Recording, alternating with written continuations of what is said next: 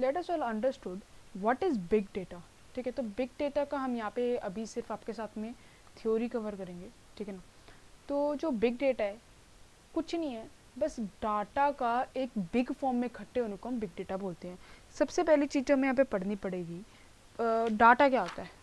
तो डाटा हमें पहले से ही पता है कि किसी भी तरीके का कोई भी एक इन्फॉर्मेशन हमें इकट्ठे करते हैं वो डेटा होता है, और बिग डेटा उसी एक बड़ा फॉर्म होता है। ठीक है, तो let us understood what is data.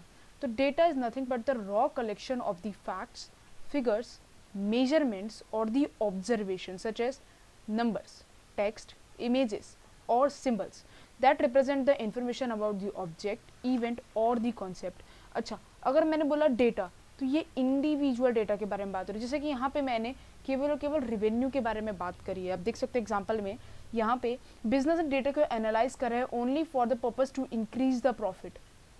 ये हो गया सिंगल चीज़ के बारे में, रेवेन्यू के बारे में। अगर मैं यहाँ पे लिख दूँ मेरे को इस प्रोडक्ट को बनाने में कॉस्ट कितनी है, फॉर एग्जांपल इस प्रोडक्ट को बनाने में 40,000, फरवरी के महीने में जितने प्रोडक्ट सोल्ड हुए इस प्रोडक्ट को बनाने की मेरी कॉस्ट आई 60,000, मार्च के महीने में जितने मेरे प्रोडक्ट सोल्ड हुए उसको बनाने की कॉस्ट आई 65,000।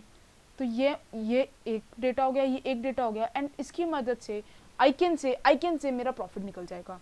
ठीक है ना, यहाँ पे दिख रहा है मेरी सेल्स बढ़ रही हैं तो एब्सोल्युटली मेरा प्रॉफिट भी बढ़ेगा, लेकिन यहाँ पे हम मार्जिन देखते हैं तो मेरा प्रॉफिट नहीं बढ़ रहा है। तो यहाँ पे एक डेटा था, लेकिन अगर मैंने और ज़्यादा डेटा के साथ इसको कंपेयर करा तो दैट इज़ नोन एज मेरा बिग डेटा। आप देख सकते हैं यहाँ पे डायग्राम भी डिफरेंट डेटा है, डिफरेंट मंथ का है। ठीक है, डिफरेंट मंथ का है एंड डिफरेंट सेल्स जा रहा है। यहाँ पे मैंने सेल्स लिया, यहाँ पे मैंने मंथ लिया, इस तरीके से गया मेरा डेटा। ठीक है, next thing you need to understood that big data क्या होता है।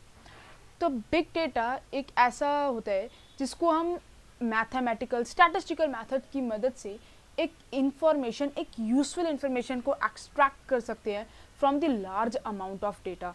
और ये जो होता है ये दो तरीके का डेटा होता है, एक होता है स्ट्रक्चर्ड डेटा जो कि आपके पास एक स्ट्रक्चर्ड फॉर्म में होता है, और एक होता है आपके पास में अनस्ट्रक्चर्ड डेटा जो कि एक अनस्ट्रक्चर्ड फॉर्म में होता है। वो एक पर्टिकुलर एक स्ट्रक्चर नहीं होता है। जैसे स्ट्रक्चर्ड डेटा का एग्जांपल देखते हैं हम यहाँ पे। ठीक है, तो आईडी दे रखी है, नेम दे रखा है, एज दे रखा है और इसकी मार्क्स दे रखी है। फॉर एग्जांपल आपके स्कूल की है, ठीक है, ये आपका स्कूल की आईडी कार्ड है एंड आपका नाम राहुल है, आपकी एज 20 साल की, आपके मार्क्स 85 आए हैं। इस तरीके से हमने बना लिया।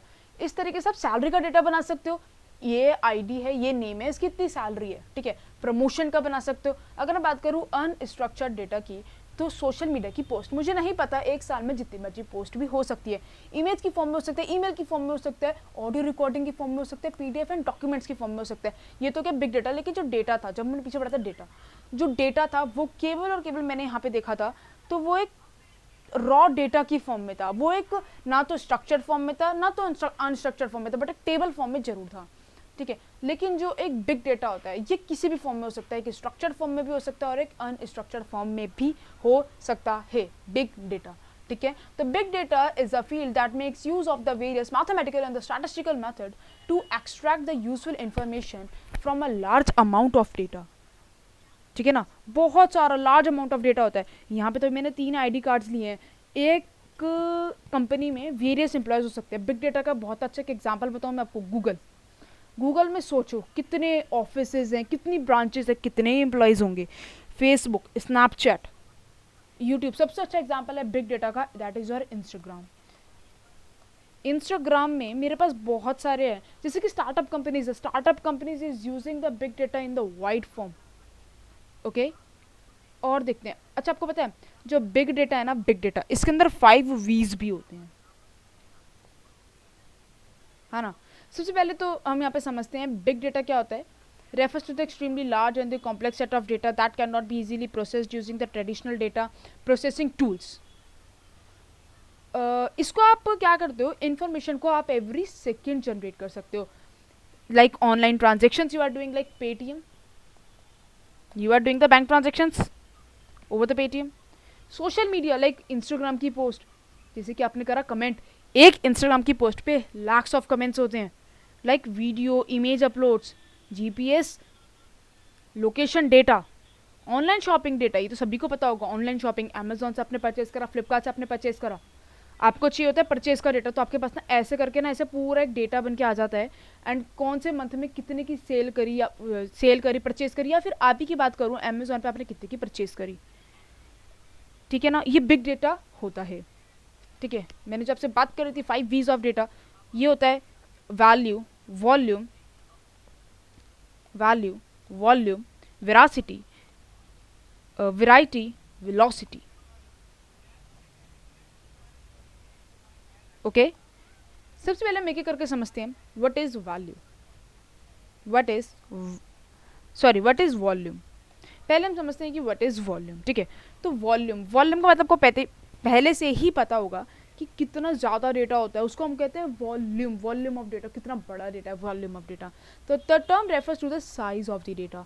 The data size is measured in the terms of bytes. Normally the data size is greater than a terabyte, then the data is called as a big data. आपको यहाँ पे दिखेगा, पहले होता है बिट, देन होता है पहले होता है बिट, देन होता है निबल 4 बिट्स, देन होता है byte 8 bits, kilobyte 1024 bytes, megabyte 1024 kilobytes, gigabyte 1024 megabytes, now terabyte 1024 gigabytes, है ना। तो आपको दिख रहा है ना कितना लार्ज फॉर्म ऑफ डेटा है। तो टेराबाइट से भी ऊपर का अगर कोई डेटा मिल गया ना मेरे को, तो वहाँ पे मेरा डेटा क्या कहला जाएगा, बिग डेटा। ठीक है, आपके एग्जाम में आता है, आप डेफिनेटली सब कुछ लिखना है एग्जाम में। क्यों, ये हम अभी थियोरिटिकल नॉलेज को ले रहे हैं, अब इसके बाद हम प्रैक्टिकल नॉलेज लेंगे ना, उसके अंदर आपको सब कुछ समझ में आ जाएगा। कैसे अमेजोन, कैसे गूगल, कैसे फ्लिपकार्ट, कैसे बड़ी बड़ी जैसे इंस्टाग्राम, जैसे कि फेसबुक, जैसे कि यूट्यूब, ये सब बिग डेटा को कैसे हैंडल करते हैं। इसके बाद नेक्स्ट है हमारे पास में वेराइटी मतलब आप देख सकते हो हमारे पास कितनी वेराइटी ऑफ डेटा होता है। सोर्स होता है, डेटा का सोर्स, हमने डेटा को कहाँ से लिया, से न्यूज़पेपर से, मैगजीन से, कहाँ से लिया। नेक्स्ट होता है डेटा का टाइप, कौन से टाइप का डेटा है। इसके बाद आता है डेटा का फॉर्मेट, हमने टेबल फॉर्मेट में लिया। इसके बाद आता है डेटा का कॉन्टेक्स्ट, किस कॉन्टेक्स्ट में लिया, हम कहते हैं ना। नाउ डेटा का इंटरप्रिटेशन, हमने इसको कैसे डेटा को इंटरप्रेट किया। इसके बाद आता है डेटा का स्ट्रक्चर। ठीक है, स्ट्रक्चर इन द फॉर्म की मेरे को इसको स्क्वायर फॉर्म में लेना है, ये स्ट्रक्चर ही तो है। ठीक है ना। Now variety, big data has a variety because collected from the various sources and the users also shares और post different types of data. जैसे कि आपको बहुत अच्छा एक साइट बताऊँ, पिनट्रस्ट से आप इजीली पैसा कमा सकते हैं। किसी भी तरीके की पोस्ट को पिन करके, एंड अगर कोई भी आपकी पोस्ट पर विजिट करता है उसके लिए आपको पैसे मिलते हैं। आगे बढ़ते हैं। As a result the collected data is diverse, which means that it may include text information, images, audio files, video files and sensor data। जैसे कि मैंने आपको बताया था, it includes variety of data, केवल images, केवल audio files, केवल video files या फिर केवल sensor data ही नहीं, बल्कि text information भी इसके अंदर होती है। It includes variety of data, not only one type of data but several type of data। अगला चलते हैं। इसके बाद आता है हमारे पास में velocity. What do mean by the velocity, कहते हैं ना कि इस डेटा को मेरे को ट्वीट करना है, फॉर एग्जांपल मेरे को ट्वीट करना है किसी भी तरीके के इन्फॉर्मेशन को, डेटा को, तो मेरे को कितना एवरी 60 सेकंड्स में मेरे को सोशल मीडिया की पोस्ट देखने को मिल जाती है। Characteristic shows the data is being generated every second. You can say that the data is in the motion and increasing continuously. आपको कहते हैं ना इंटरनेट की स्पीड ही देख लो, कितनी ज़्यादा होती है। That is nothing but the velocity. ठीक है, दैट इज इंक्रीजिंग कॉन्टिन्यूअसली।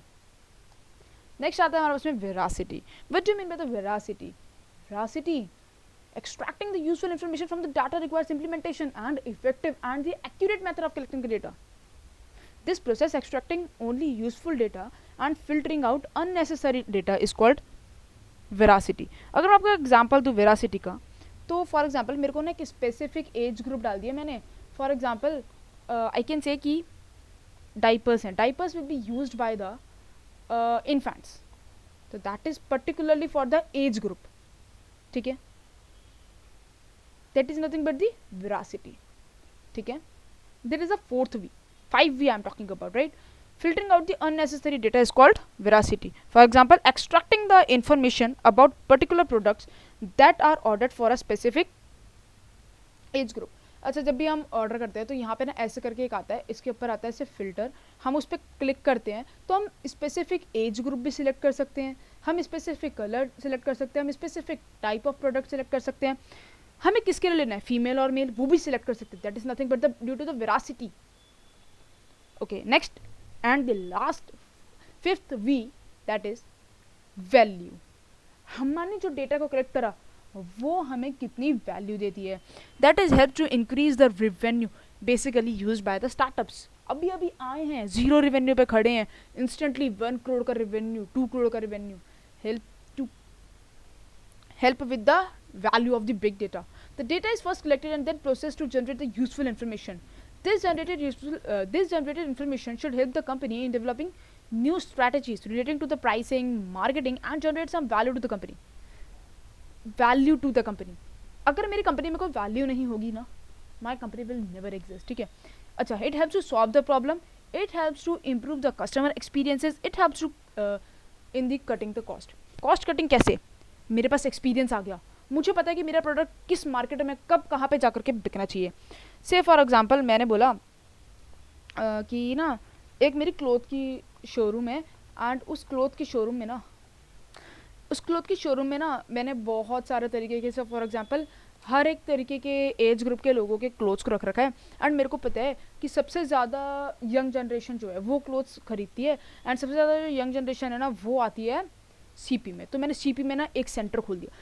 उसकी मदद से मेरे प्रोडक्ट्स को मैंने अपना ही खुद का एक शोरूम ओपन कर दिया, पर्टिकुलरली सीपी में, दिल्ली में जो है. ठीक है. तो मेरे को पता है कि वहाँ पे क्लोथ ज़्यादा यंग जनरेशन खरीद पाएगी. तो मैंने शर्ट, जीन्स, पैंट्स, ये सब, तो सीपी में मेरा प्रोडक्ट ज़्यादा बिक पाएगा. तो वहाँ पे मेरे प्रोडक्ट को ज़्यादा वैल्यू मिल पाएगी, मेरे बिजनेस को ज़्यादा वैल्यू मिल पाएगी. तो यहाँ पर हमारे ख़त्म हो गए 5 V's. तो एक बार रिवाइज कर लेते हैं जल्दी से. सबसे पहला वी था मेरे पास में volume. Volume means how much data.